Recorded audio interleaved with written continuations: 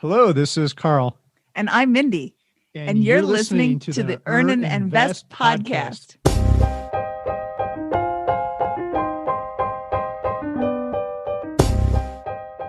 I remember it clearly as a kid. My stepfather and I would go to one of his rental apartments and we would do stuff. He would fix the driveway or redo the electrical, or even we got into the plumbing. And when I say we, it's a little bit of an exaggeration because usually I would sit in the corner with my head in the cloud daydreaming and he would do most of the work. So when I became an adult and bought my first house, I wasn't opposed to doing some things on my own. We painted almost every room. I remember spending a full day where I went around to every door in the house, took the locks apart, cleaned them and fixed them and put them back in. But when it came to the big jobs, the kitchen or the bathroom, I have to say that I never really had the confidence. And it always amazed me that there were people out there who would do it themselves. And yet there are some people who buy a property, fix it up by themselves while living there, and then sell it for a profit. These so-called live-in flips might not be for me, but they could just be exactly what you are looking for. Carl and Mindy are the dynamic duo behind the blog 1500 Days Till Freedom. She is the co-host of the beloved Bigger Pockets Money podcast, and he has an unnatural infatuation with toy dinosaurs. Carl and Mindy, welcome back to Earn and Invest. Yeah, thank you for having us. We really appreciate it. Thank you for having us. And we're in the middle of a live-in flip right now. So if you want to learn anything, we're going to be doing it soon. I've been watching your YouTube videos, and I know actually for the last decade or two, you guys have been in the middle of these live-in flips. So before we get to that, Carl, I have to ask, most importantly, I think of all of my questions, tell us a little bit about some of the treasure you found while doing demolition on your newest live-in flip. This is like the most pressing question of the interview. Yeah, you never know what you're going to find once you start digging into an old home. The one we're working on right now, this home was about 40 years old, and I started taking apart a suspended ceiling because I knew there was plumbing above that I needed to get access to. So I took off one of the ceiling panels and something slid out and hit me in the face. I'm like, what the heck is this? I was worried about mouse poop, which there was a lot of that up, but I wasn't expecting much else beyond the mouse poop. So I looked down and it's a adult magazine, a pornographic magazine. So I'm like, oh my God, I've never found anything like this before. I grabbed my flashlight and there was a bunch of marijuana paraphernalia up there. And then there were handcuffs and some movies, a whole bunch of interesting movies. The handcuffs were fuzzy too, by the way. I think since throwing them out. But yeah, we found a whole bunch of secret possessions from the previous owner and mouse poop on to add insult to injury. And trading cards. Oh yeah, trading cards. So I didn't know that if you're a performer in the adult film industry that you have trading cards, just like baseball cards. So not just like baseball cards. Yeah, a little bit different than baseball cards, but we got so now we can collect those, I guess. What's your address, Doc? Well, you'll send me some stuff over. You know, it sounds to me like of all the places to put your stash, isn't that a little hard to get to? I mean, like you're getting in the mood. You're like, honey, wait 1 second. Let me get the ladder and break into the ceiling there to pull the stuff out. Yeah, I don't know what was going on there. I don't know if this guy's spouse knew about it or what their deal was. And I don't really want to know either. It's all gone. All kidding aside, Mindy, when did you guys just start to do this live-in flip stuff? This is not your first go at this rodeo. I started back when I was poor and I was renting an apartment. I took over a lease for a friend. And at the end of the lease, I'm like, this is stupid. I'm throwing away my money. I need to buy a house. But I didn't have any money to buy a house with. So I found a very unattractive, hideous house that I bought. And I was like, well, I can paint, I can replace the floor. I can, do a different thing here or there and make it look nicer. And when I sold it, because I married him and he had an actual house, mine was a condo, I sold it for 50% more than I bought it for. And I thought, well, I really want to do that again. I like making 50% on 4 years of basically nothing. I ended up living for free because all the money that I made from the sale kind of wiped out all of the money that I paid to my mortgage and to the homeowners association when I was living there. Carl, now what Mindy was just talking about seemed fairly cosmetic, right? Pretty much anyone can figure out eventually how to paint and do that type of stuff.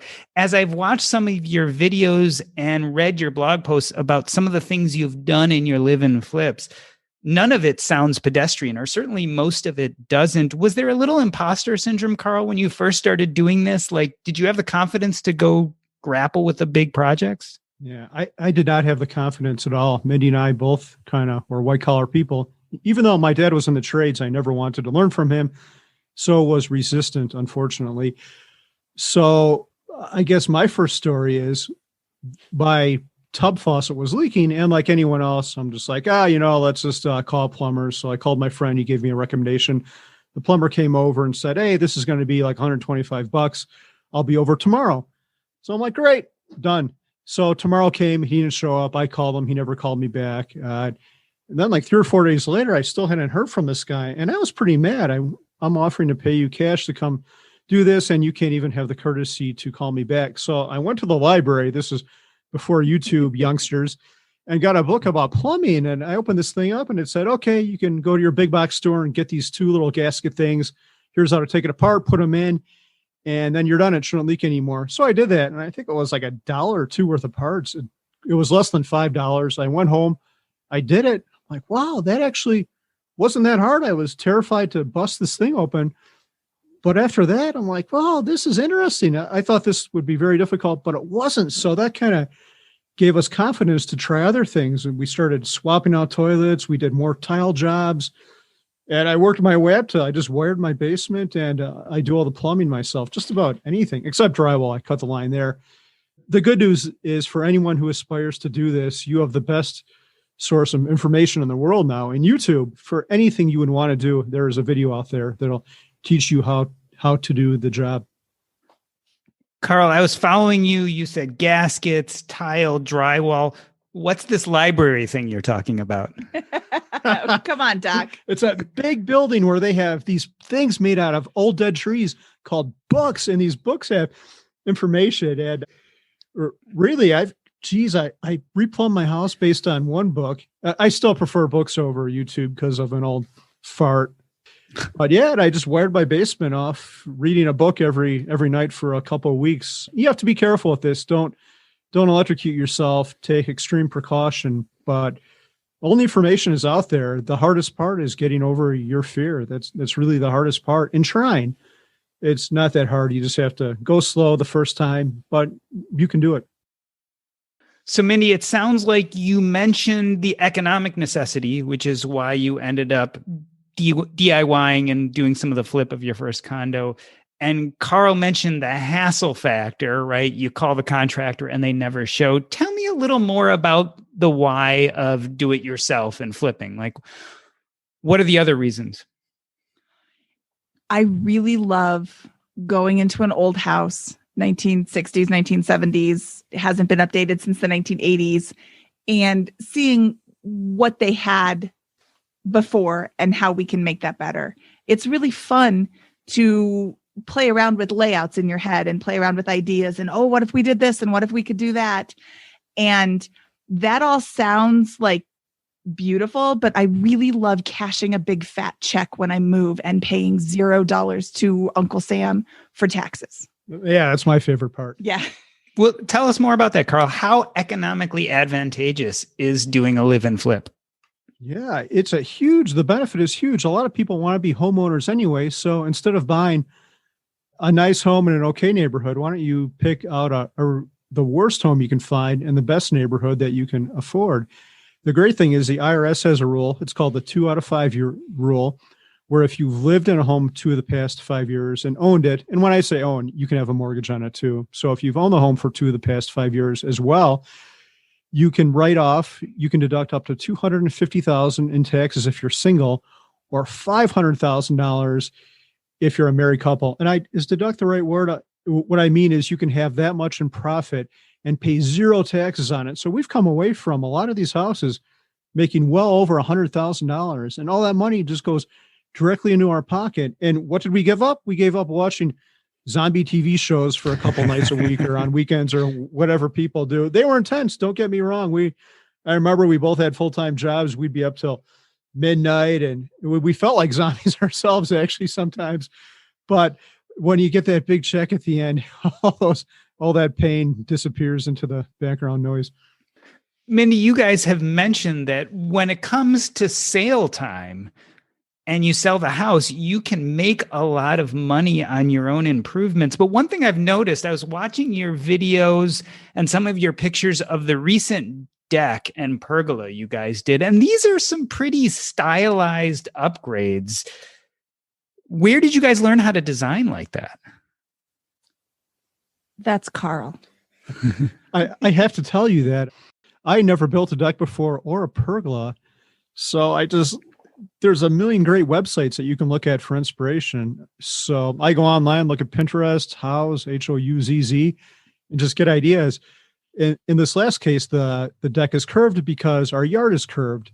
It would have looked kind of weird to have a square deck or a square deck with a curved yard. So it matches the flow of our yard. But I guess if you were to ask me what the number one error I've made in the past is jumping into these things too quickly.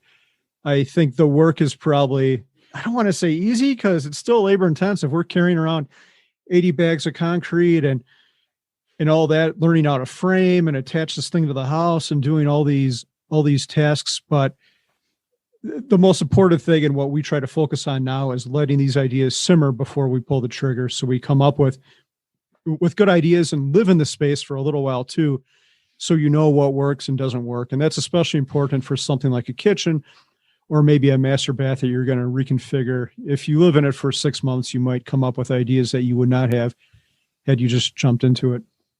Mindy, it sounds like some of these rules that you guys have made, this patience, maybe is from having undergone some nightmares in the past. Tell me about some of the biggest kind of pains when you first started doing this. Did you have any really bad outcomes? Oh, physical pain or mental pain? No, I'm just kidding. He said Mindy. Yeah, no, the tarp story in Wisconsin. Oh my goodness, the Wisconsin house. This was such a disaster. So we bought a house. We were going to add a second story to it. This was our first experience adding a second story to it. Lesson number one, don't just go with the cheapest guy, which should be totally clear, but it never is. We went with the cheapest guy. They ripped off the brand new roof and started to build up.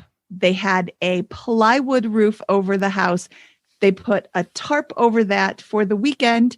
We had 2 500-year storms on Friday and Saturday. And we just watched on this website called Wonderground. We watched these like purple clouds coming across. It was pitch black. We had a 4-month-old baby. There was one spot in the house where there wasn't water coming in through the ceiling. So we put her in the middle of the bed that wasn't getting soaking wet and then just ran around the house. Like the light fixtures were raining. It was raining through the light fixture, and just like, it was so soul crushing. And we couldn't get in touch with them. I mean, I don't know what they would have done. They weren't in town. They were, a half an hour away. And would they come back and put tarps on at 2:00 in the morning? Like, there was no good fix for that. And this was 2007. So I don't know if the forecasting was as good then it is now, but that was just horrible. It's an important point, because if you're going to do this live and flip thing over and over again, you're going to have to come to terms with the fact that sometimes things are just going to go horribly wrong. Sometimes things really suck. I mean, you're living in a construction zone. It's dirty. It's dusty. It's dangerous. There's nails sticking out and there's tools all over the place. And, it can be soul crushing is like the best way to describe it. You're going along and there's like a problem. Oh, okay, no worries. And then you're going along and there's another problem. And you're like, oh, okay, no worries. And then there's another problem. And you're like, really? And then, cast iron outflow pipes rot from the inside out. And one day all your sewage is flowing nicely along this pipe. And the next day it's in the basement. And you're like, oh, I was really hoping I could clean that up. So there are some things that really, really are hard to deal with. However, let me point you back to that $100,000 check that I paid $0 in capital gains taxes on when I sold that house. So yeah, I remember the pain of adding a second story. We've done it twice. I think we'll never do it again. And I'm okay with never doing it again. But it was fun when we did it.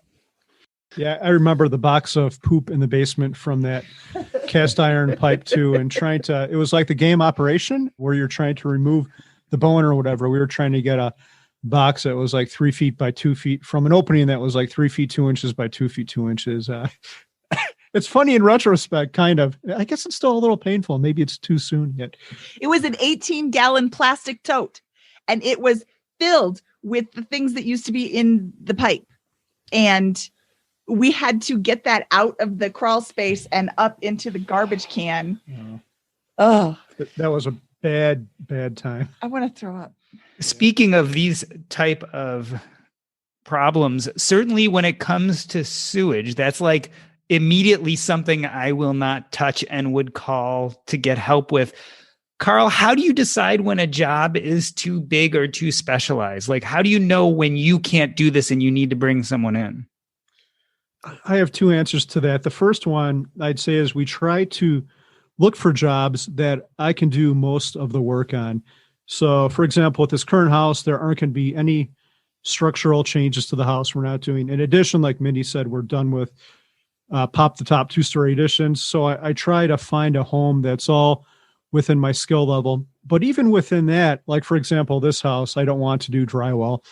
It would take me too long and it's not expensive. But finishing work like tile, trim, electrical and plumbing, that stuff can be very expensive. And it's not that bad to do once you educate yourself.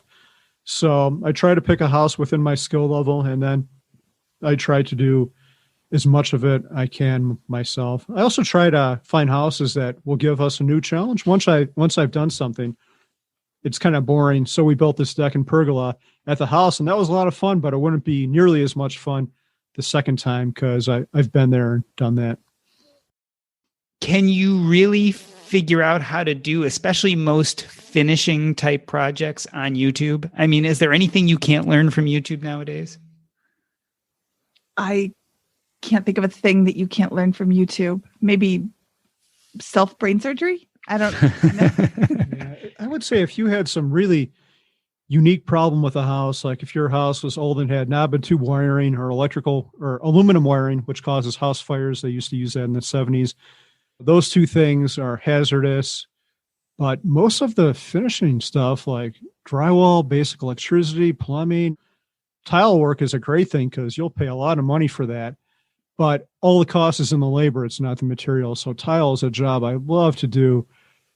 But yeah, YouTube is great for just about anything. Our washing machine breaks. I hit up YouTube and poof, there's some guy with the exact same model who was kind enough to publish a video. I'm trying to think of, if you had like some kind of foundation issue maybe, but man, none of it isn't that hard. It's just taking your time and having the courage, the gumption to overcome your fear and just get your hands a little bit dirty. I always tell people, all my friends were computer programmers too, and they're always like, I can never do what you do. I'm like, wow, as a computer programmer, my day job was a lot more difficult than any of this stuff. It requires patience and you have to be in a different mindset, but it's not that bad.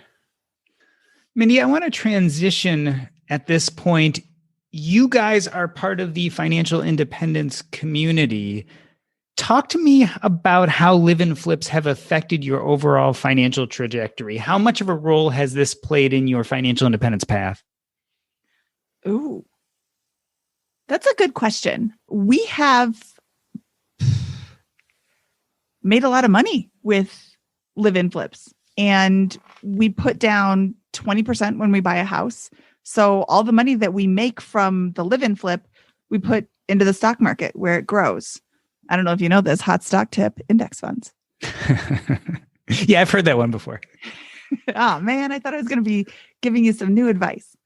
So the the money that we make has just gone into the stock market, right? Yeah. The one thing I'll say to build on that is we've probably, after these last two houses, we'll be over $1 million in cash profits, like after tax, because there are no taxes, profits from these live and flips.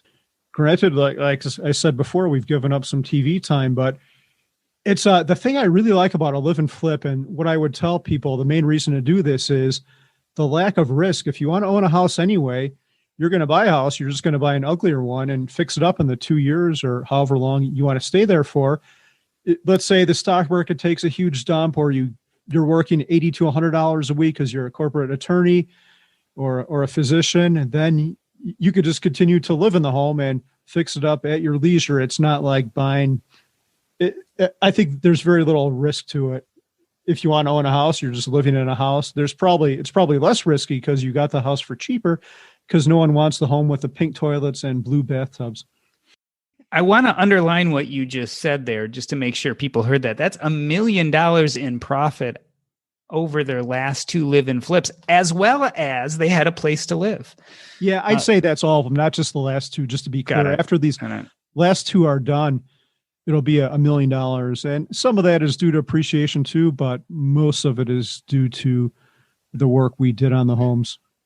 Mindy, one of the great things about your guys' blog, 1500 Days, is you show the trajectory of getting to financial independence. Now, you both were financially independent before you decided on this last live-in flip.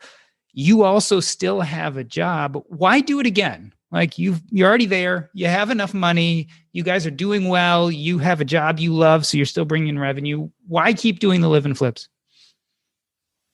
Wow, I didn't think you were going to ask me a hard-hitting question. I don't know the answer to this question. Why do it? I like to do it. It's an enjoyable process. I'm so excited for this particular house to be finished, because the idea that we have is a really cool house. With regards to why we moved, we lived on a street that was a dead-end street that had very few children. And we have 2 children, and there was really nobody for them to play with. And the neighborhood that we moved into, we were looking at 2 different neighborhoods, and the neighborhood we moved into has children already. But they also have like $600,000 houses, and I don't want to spend that much money on a house. So we bought this house. It was smoke infested. I think they spent the last 40 years smoking 3 or 4 packs a day. It was horrible.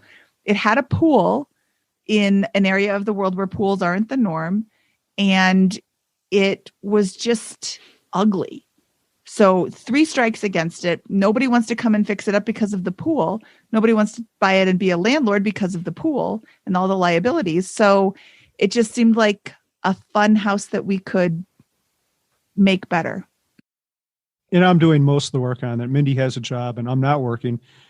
If I did have a full-time job, we wouldn't have taken this on. I've been there, done that, and that was a mistake, especially with children.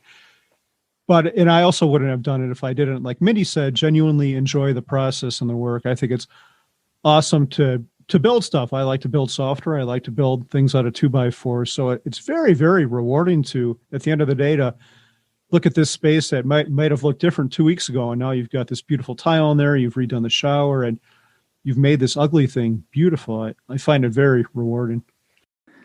I've heard this over and over again in people who have had multiple experiences with flips, live-in or otherwise, but there's a gratification to beautifying the neighborhood, to taking something that was beat up and making it pretty. It certainly sounds like, Mindy, you have a little of that aspect, that even besides the money, there's this idea of taking something broken and fixing it.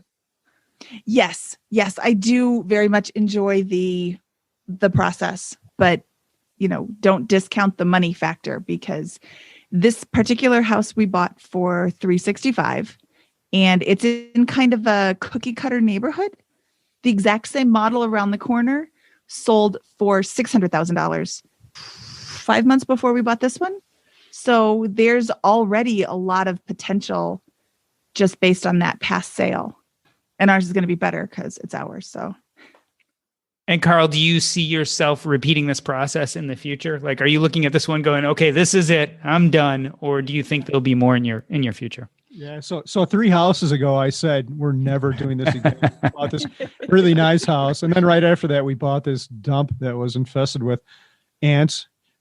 Rodent infestations are a common theme of this, and mice and a bunch of other stuff. So we bought that one for $176,000.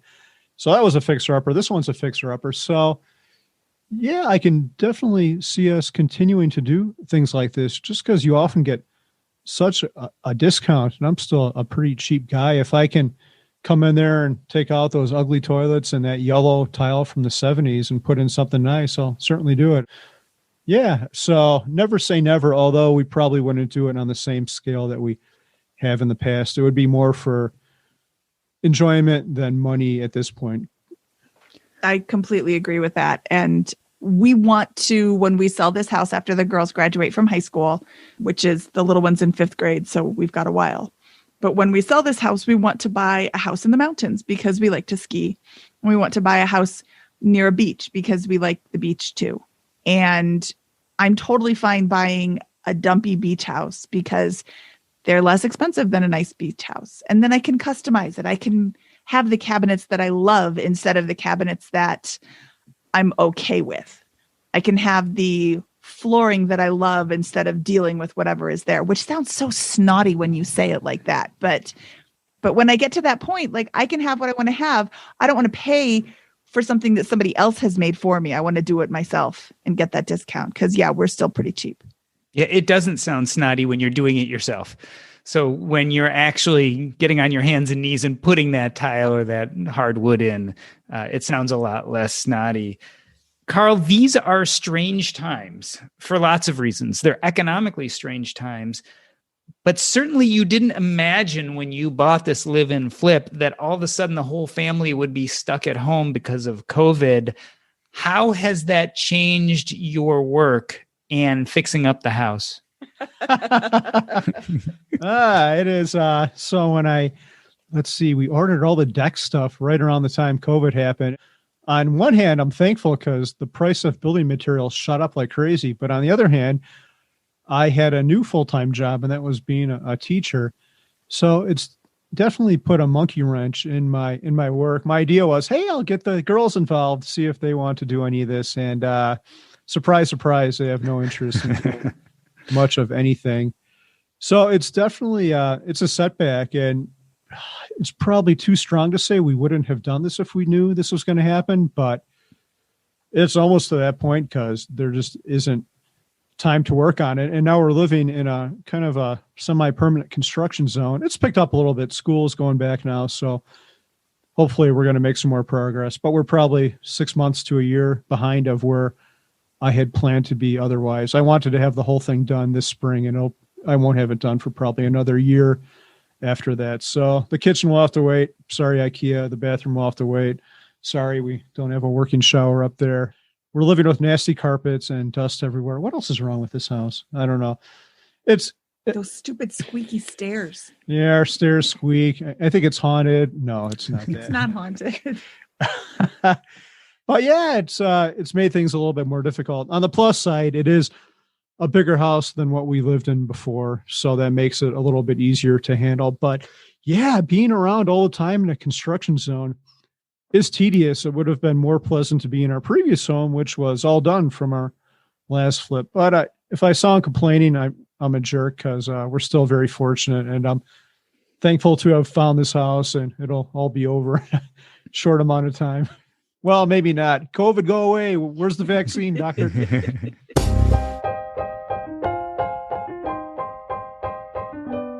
In the first half of the show, Carl and Mindy talk about their most recent live-in flip. After the break, we discuss flipping in a time of COVID. But first, have you been enjoying listening on Mondays and Thursdays to the Earn and Invest podcast? Well, there is a place where you can go and continue the conversation all days of the week, 24/7. I'm talking about the Earn and Invest Facebook group. That is at facebook.com/groups/Earn and Invest. That is a place where we come together as a community and discuss whatever's going on in the world on that day, whether it be business, politics, the economy, whatever's happening, we're there talking about it. Come join our Earn and Invest community on Facebook. We can't wait to see you there. That's facebook.com/groups/earn and invest. Mindy, I'm looking at your nice home podcasting studio there and imagining you doing an interview for Bigger Pockets and having Carl in the background jackhammering and making all sorts of noise. May not be the easiest for you to work in that kind of atmosphere. Yes, I tell him when I'm recording, no work being done at this time. I'm recording. And then, of course, the neighbor will have some big pile of rocks delivered or something. I'm like, really? I hear you. This time? I definitely hear you on that. So let's look more broadly here, Carl. For the people listening right now, what sort of personality is this type of project good for? What kind of people do well with live-in flips? I would say you either have to enjoy the work or you have to have access to really good, reliable, and affordable contractors, which in my experience, I think they're they're rarer than Santa Claus and the Easter Bunny because I have yet to find them. They don't show up, and every other horror story you've heard, we have been through.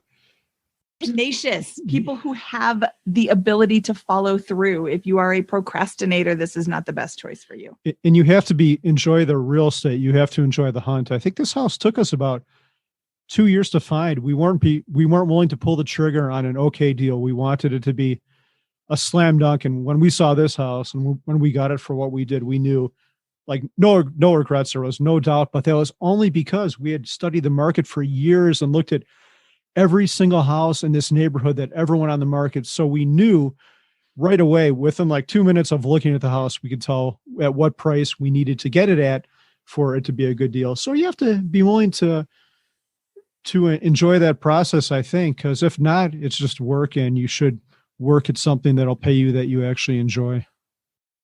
I noticed that you've got to be patient and be willing to pivot. Carl, I was watching your YouTube video of the 33-hour bathroom remodel you did, and you got to a point where you were pulling off the wallpaper and there was adhesive there, and something that you probably thought was going to take an hour or two, 7 hours later, you were still trying to get that adhesive off so that you could paint.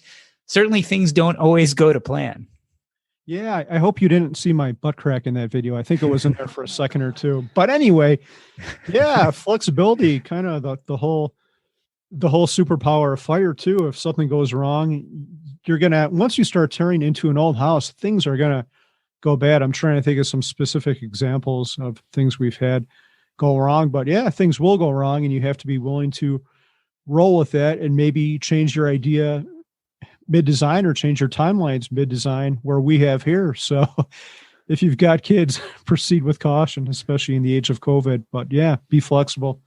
Yeah, the crack shot I must have blocked out. Maybe it was so traumatic that I don't even remember it, but maybe that's for the best. Repressed memory, sure. Mindy, I'm sure people all the time come to you and say, hey, how can I do this? I love what you've done. Is there any specific personality type where you're like, you should not do this? Just step away, find a different side hustle. This is not for you. Somebody who's high maintenance. If you don't like dirt, this is not the thing for you. And if you have to stick to a schedule all the time, that is not the best personality to try and do this, because like Carl said, things change. Things happen where your contractor doesn't show up. If you have one that you've hired, your part doesn't come in. You think you're going to order, a flux capacitor, but it doesn't come in until 6 months from now because there's been a big run on them or whatever. So you have to change your plans. And yeah, if you can't be flexible, if you don't like a mess, this is not the best way for you to invest. There are other ways. Carl, you mentioned that you took a number of years to decide on this recent property that you bought and are working on. What sort of properties lend well to the live-in flip? The properties that lend well are ones that have issues that you personally can deal with. And I think for most people, those will be cosmetic issues. It'll be houses with all the ugly flooring. It'll be houses that have maybe an orange wall from the early 80s. We've been through the pink and blue toilets, maybe minor electrical work. This house had no overhead lighting, so it felt like we were living in a big cave. So I've put in a bunch of lighting. So it's cosmetic issues. If the foundation is falling apart, you're probably not going to be able to do that yourself. So unless you have a very clear idea and a very clear resource of a way to fix that, and you know exactly what's going to go into that, I would steer clear of that. So you pick houses that are within your skill set, and you can know, and that you know exactly how much it's going to cost. I know how much tile costs per square foot and how long it's going to take me. I know how to do all the electrical and plumbing things, so I find things within my wheelhouse. Or if I knew a reliable contractor that could do that, I would find houses within that. We also, on a broader note, there's two other things I want to say about this. We like to look for cities that are on the upswing, like the whole city is gentrifying. And that's what we have here in Longmont. People used to call Longmont Methmont and all these other derogatory names, some of which are probably foul, so I will not say them on this PG rated podcast. So, but we could see that people were putting money into this city. The Main Street was coming up, the pawn shops were going away, and that continues to happen to this day. So I know, even if for some reason I bungled this, that we would still make money. I also like to look for desirable neighborhoods, usually from like the 80s. This house we found now was built in 79 because they're going to be old enough to have lots of cosmetic issues, especially if they were owned by the original owners, which this one was, but they're going to be young enough where they won't have some of the other issues, like maybe asbestos. Asbestos came to an end in the early 80s, maybe the aluminum wiring, the knob and tube. So they're going to be modern enough that you'll be able to deal with them, but not old enough that they're crusty. And just in a neighborhood that's desirable and that people want to live in. Yeah, the only thing Longmont has going against it, obviously, is that Mr. Money Mustache guy lives there. And, with the celebrities, it can be kind of hard to live in the same city. That does have an effect, actually. Lots of people read his blog and have moved here. One just moved here this past weekend, actually, Nick and his family. We moved here because of him, actually. So there you have it. So, Mindy, you mentioned that you guys probably won't do a second floor again. Are there any other big deal breakers where if you looked at a property and said, we're not touching that because of X? I don't buy meth houses. I don't desire a foundation problem. So we've never done that before. Despite what Carl says, he wants to learn new tricks. I don't want to learn how to fix a foundation. And let's see. I think those are the only two big ones. Like mold can be remediated. And yes, meth can be remediated, but I don't want to live in a meth house, a former meth house. And let's see, there are some jobs that we won't do, we would hire out. But those, I think, are the only things that we wouldn't buy a house for. And how do you guys think the outlook for live-in flips are going to be over the next decade? What do you think is going to happen to real estate and specifically this flavor? Do you think it'll continue to do well? There are still a lot of really ugly houses out there. There are still a lot of original owners from, the 70s and the 80s who haven't put any money into their house into upgrading it because they like it the way it is, or, that's just how you've always lived. So I think that there's always going to be a market for live-in flips. I'm sure some of the first houses we did are now being redone because they're out of favor from 20 years ago. Where do I think the real estate market is going? This is a really tricky question because on the one hand, we have a pandemic, and on the other hand, nobody's selling their houses. So the law of supply and demand says when supply is low, demand or prices go up. So we have rising house prices, especially in Longmont. I'm a real estate agent and I'm making offers for my clients and getting outbid constantly, 20,000 over asking, 50,000 over asking. It's ridiculous how much people are paying for houses. And I don't see that going away fairly soon, because if you don't have to sell your house, why would you have people traipsing through who may or may not have COVID? So I think that's why there's not as many houses on the market right now. It's just because of the pandemic. So people still have to move. The one thing I like about a live and flip is this is a real estate strategy that you can make work anywhere. For example, rentals don't work in a lot of places, including here in Longmont, because what people pay for rent, it doesn't add up. For example, people will pay a house people will pay almost $400,000 a house and rent it out for under $2,000 a month, which doesn't make sense for the 1% rule. But a live and flip, as long as you can find the house and afford it, you can make that work anywhere. The thing that worries me, the main risk of a live and flip, and this actually happened to us, is we bought our big fancy luxury lake home in 2006, at the end of 2006. And guess what happened right after that? The market collapsed, and the thing that was hit hard were luxury homes. And they were hit way harder than anything else. So that's the main risk, but it's also the power. As I mentioned before, you have to live somewhere. If we buy this thing and the market takes a huge dump, we have to live somewhere. We'll just stay in it instead of doing whatever we would have done otherwise. So the main risk is we get stuck in this house a little bit longer. We're not going to lose our shirts over it, though.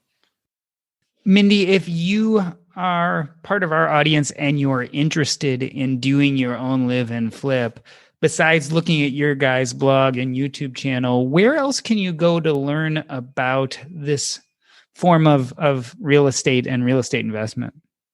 Oh, there's this little website called biggerpockets.com.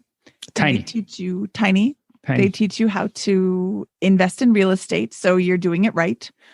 There's not a ton of content on live-in flips on the site itself. I'm trying to think, are there any other bloggers who talk about it? I know Chad Carson, is that coachcarson.com, does a lot of renovations in general, but that's more rentals.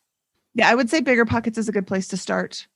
Any sort of flipping information will help you in the live-in flip. It's still a house that's being flipped. And YouTube, University of YouTube. I was about to say, one of the reasons I wanted to have you guys on to talk about this is, in my experience, we talk about live-in flips a lot, and yet I don't feel like there are a lot of people that are actually out there instructing on them. So, Carl, if I am a new live-in flipper, is there one obvious mistake that I am likely to make that I can avoid just by getting your advice right now?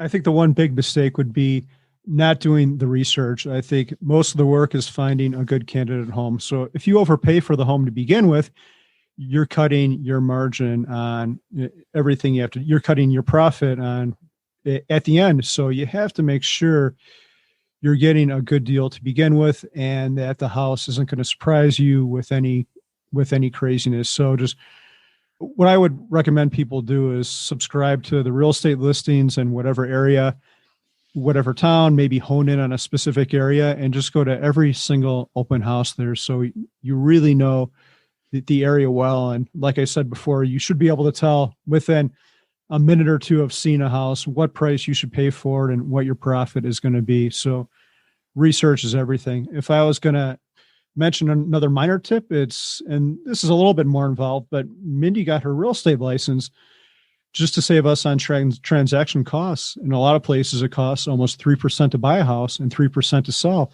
6% is significant. If you're dealing with a $500,000 house, that's $30,000. If you have your real estate license, you might be able to recoup most of that. So, and you could do it online, which is how Mindy did, but that's a whole other can of worms, but something to think about. Have you known anyone else that's done that? Oh yeah. Lots of people will get their license to help save on rehab costs or purchase costs and sales costs later. One thing I would say is don't over improve the property for the neighborhood, and don't improve it to your specific taste. Look around, tagging off of what Carl said, go to all the open houses. Oh, everybody in this whole area has granite countertops. You need to make sure that you are also putting in granite countertops. In the FI community, we say don't keep up with the Joneses, but in the rehab community, you absolutely want to keep up with the Joneses, because your property without granite countertops is not going to go for as much as the one with granite countertops. It's certainly not going to sell as fast, because for the same price, you get a nicer house with the granite countertops. On the other hand, if everybody has laminate countertops, you're wasting money putting in the granite, unless you can get it for super cheap. Same with tile floors, wood floors. Just look around and see what people are doing and keep up with them. If any of you listening have a house in Hawaii near the beach that you think could be a candidate for a live and flip that also has a guest bedroom, I'd be willing to come over and give you my semi-expert opinion. I'm sure we have many, many listeners who have exactly that situation. We are talking live-in flips with Carl and Mindy Jensen.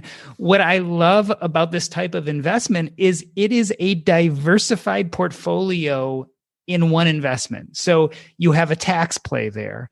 You've got an appreciation play. You've got a forced appreciation play. And not only that, but you also live there. So you're cutting down on your living expenses.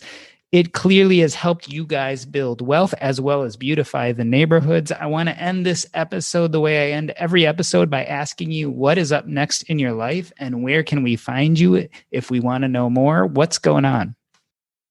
Well, we had a big day last week. So I mentioned my dad was in the trades and he was an electrician. So my idea was that he would be able to come help me wire my basement. It would be the one last job we do together because I probably won't do anything like this. And then what happened? He passed away from a heart issue. So I had to learn all these things that he was trying to teach me his whole life. When I was a kid, he would take me to side jobs. So I had to buy all these books. But the good news is last week I passed my electrical inspection on the first try. So I'm so happy. So what's next for us is we're going to have our basement finished off probably in the next month or so, which will be great in the age of COVID. We'll have a little home theater and kitchenette down there. So it'll make the house a little bit more livable, especially as we all hunker down for the winter for the virus. I expect we'll be inside a lot more. And I don't like to be inside, but now that I have to be, I might as well make my spaces as nice as they can be. What's next for me is not that exciting. I'm just going to continue on. My kids are going back to school. I am cautiously optimistic that this is going to be a good experience. And I'm just going to continue working at Bigger Pockets and teaching people how to invest in real estate so they don't break any laws or hopefully don't lose money. And if people want to know more about you or interact with you, ask questions about live-in flips, how can they reach you? On social media, everything but TikTok, I am at Mindy at BP. So MINDYATBP, or you can email me mindy@biggerpockets.com. And I want to say, I really do love talking about this stuff. I've actually had people send me pictures or movies of their home and ask for advice. And I love to do that. And I'm not kidding about the Hawaii thing. I'll come build your deck. But anyway, sorry, I'm hijacking the podcast. If you want to reach me, 1500 days, just the number 1500days.com is my website. Yeah, hit me up there. Let's talk about your project, especially if you have a beach house. Yeah, I'd really suggest going to the website as well as the YouTube channel. Carl and Mindy have done some beautiful work on their houses. Not only do you get to see how they did some of these things, but you also get to see the amazing things they've created and produced. It's really fun to go over there and watch. This has been the Earn and Invest podcast. On behalf of myself, Doc G, I'd like to thank Carl and Mindy Jensen. That's a wrap. Thank you. Hey everybody, one of the best ways for me to interact with you, part of this community, is when you send me emails and ask questions. And it is my pleasure to bring up one of those emails today that came from a listener named KM. I'm reading. Hi, Doc G. Absolutely love the podcast and really appreciate all the hard work you put into making this happen. I need some help, and I'm guessing there are other people out there that might be in this situation. I'm from Canada, and my husband is from India originally. My husband's parents and most of his family still live in India, where the custom when it comes to financially supporting your parents is different from Western culture. It seems to be the case across most Asian cultures where when your parents are older, you're expected to financially support them. My in-laws worked for the government and have retired with a pension and paid off house, but still expect money every month from my husband and his brother. Even though they receive money every month for the last 15 years now, they spend it as soon as they receive it and then ask for large amounts of money at least twice a year for non-budgeted things that come up. Meanwhile, they are buying new TVs, kitchen appliances, gifts for people, and on and on. As my husband and I are on our way to the financial independence path, this is quite frustrating for both of us.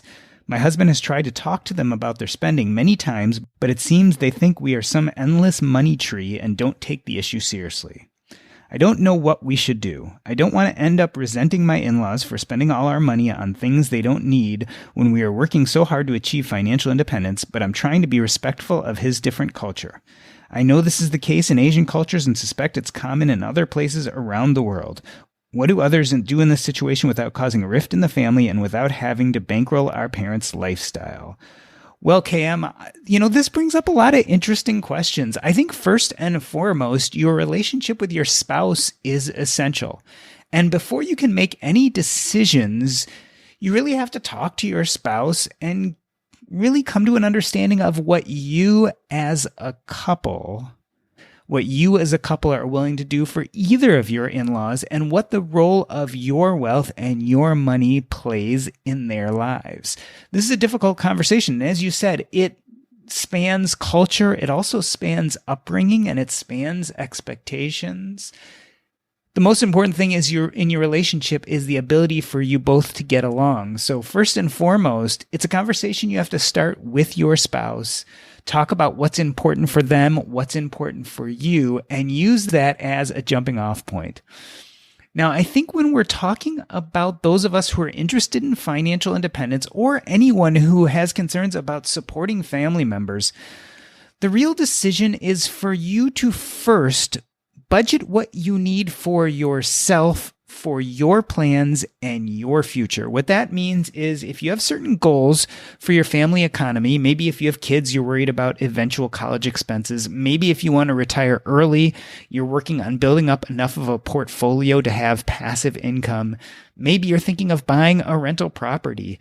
The point is you need to set forward your own goals first and budget for those. And then I think you have to add in what money you give to your in-laws as part of that budget. So, the old saying that you have to put on your own oxygen mask while in the plane before you put on the oxygen mask of your children. Well, the same goes here. You really have to figure out your own finances and your own budget. You have to really fulfill your own wants and needs before you can then move on to your in-laws. I think if you look at it in that manner, you can start thinking about how do you reach your own goals and what then is left over. It's a difficult conversation. And again, the bigger question, I guess, comes down to culture. What do your guys' cultures tell you about the importance of your needs versus your in-laws or parents' needs? Do your needs come first, or do your in-laws or parents?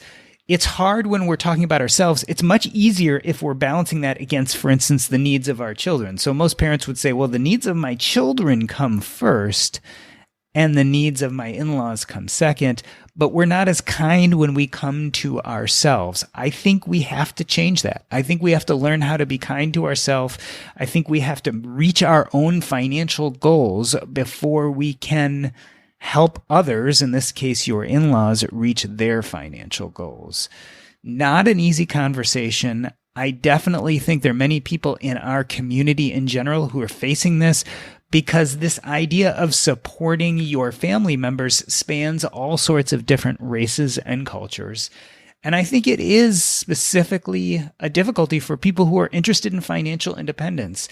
We always like to talk about the fact how anyone could get to financial independence. It's really easy to say that for someone who comes from a middle-class family who doesn't have family concerns. On the other hand, if you come from either an immigrant family or you come from a family that didn't grow up with as much money, you might not only have to manage your wealth and your future plans, but also factor in quite a bit of money for your family members' needs. An uncle, a cousin, a parent. All of them might need money for college, for living, for food, and you have to decide how important it is for you to factor those things into your budget.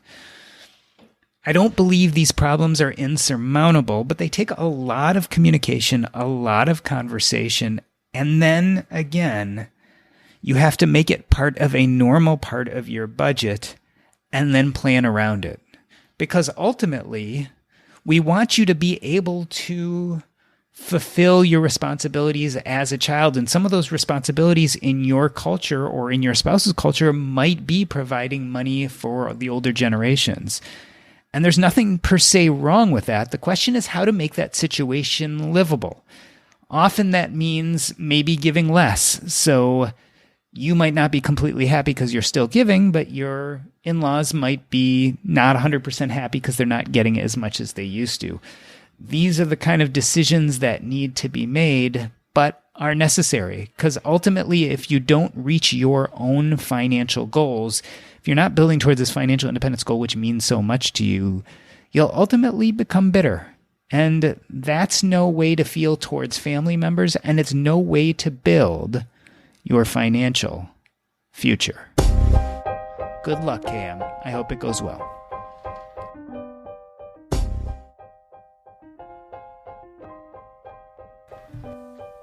Awesome. Woo, that was a lot of fun. Thank you for having us. Yeah, no, that was great. And again, I don't hear a lot of talk about live and flip. So that was why I wanted to do this. I couldn't think of anyone better than you guys to do this with. So yeah, it's a great conversation, and one I just don't hear as much as maybe we should.